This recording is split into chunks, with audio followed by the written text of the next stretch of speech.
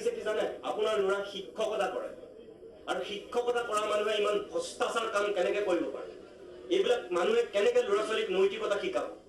কেনেকৈ মানুহ কৰিব নিজেই 2 নম্বৰ কেনেকৈ মানুহক 1 নম্বৰ হ'বলৈ শিকাব নিজে 2 নম্বৰ হৈ তেওঁ শিক্ষকতা কৰিবই নালাগে তেওঁ দালালি কৰক শিক্ষকে 2 নম্বৰ কাম শিকায় নেকি মানুহক তেওঁ ল'ৰা ছোৱালীক কি শিকাইছে আমি নকৰা নিউজ তেওঁ এডিট কৰি বনাই যেতিয়া বিলাব পাৰে এনেকুৱা 2 নম্বৰ মানুহে শিক্ষকতা কৰিব লাগে নেকি Hello YouTube কেনেছে আপোনালোক আশা কৰোঁ সকলোৱে ভালে আছে বন্ধুসকল আপোনালোকে ইতিমধ্যে নিতুমণি শইকীয়াক এই বিশেষ ব্যক্তিজনে বৰিদ্ৰা আৰু বৰিদ্ৰৰী ক্ষমা বিচৰা কাৰ্যটো আপোনালোকে ভিডিঅ'ত দেখিবলৈ পাইছে এই দিলীপ বিশ্বাস নামৰ ব্যক্তিজনে প্ৰতিদিন টাইমৰ নামত এটা ফেক ফটো ফেচবুকত ভাইৰেল কৰি তুলিছিল তেখেতে এটা ফটো প্ৰচাৰ কৰিছিল যিটো ফটো প্ৰতিদিন টাইমৰ বেনাৰত বনাই পেলাই ফেচবুকৰ জৰিয়তে তেখেতে প্ৰচাৰ কৰিছিল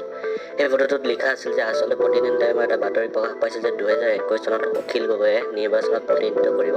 কিন্তু এই দিলীপ কুমাৰ নামৰ আৰএছৰ কৰ্মী তথা বিজেপি সদস্যজনে ফটোখন ফেচবুকত তেখেতে ফটো এডিটৰ এপটোৰ দ্বাৰা এডিট কৰি পেলাই তাৰপিছত তেওঁলোকে ফেচবুকত ভাইৰেল কৰি দিছিল আৰু তাত লিখা হৈছিল যে 2021 চনত অখিল গগৈয়ে AIUDF পাৰ্টিৰ পৰা প্ৰতিনিধিত্ব কৰিব এদেৰ প্ৰতিদিন টাইমৰ নামত তেখেতে ফেচবুকত এটা ভুৱা বাতৰি প্ৰচাৰ কৰিছিল যাৰ ফলত প্ৰতিদিন টাইমে তেখেতৰ বিৰুদ্ধে আৰক্ষীৰ ওচৰত গোচৰ দিয়ে আৰু সেই গোচৰৰ হোৱাৰ পাছত তেখেতে বহুদিন পলাই ফুৰে অৱশেষত আজি তেখেতে প্ৰতিদিন টাইমৰ কাৰ্যালয়ত উপস্থিত হয় আৰু প্ৰতিদিন টাইমৰ কাৰ্যালয়ত উপস্থিত হৈ নিতুমণি শইকীয়াক আমি ভিডিঅ'টোত দেখুওৱাৰ ধৰণে তেখেতে আহি ক্ষমা প্ৰাৰ্থনা কৰে বন্ধুসকল আপোনালোকে নিশ্চয় ফেচবুকত বিভিন্ন ধৰণৰ পোষ্ট দেখা পাইছে আজি আমি এই ভিডিঅ'টোৰ জৰিয়তে আপোনালোকক এটাই আহ্বান জনাইছোঁ কেতিয়াবা যিকোনো পোষ্ট নভবা নিচিন্তাকৈ শ্বেয়াৰ নকৰিব আগতে আপুনি পোষ্টটোৰ শুদ্ধতা আৰু সত্যতা প্ৰতিপন্ন কৰি লওক তাৰ পাছতে ফেচবুক বা হোৱাটছআপত যিকোনো ঠাইতে শ্বেয়াৰ কৰক অন্যথা এজন দিলীপ বিশ্বাসৰ দৰে আপোনালোকে ফেচবুকত বিভিন্ন ধৰণে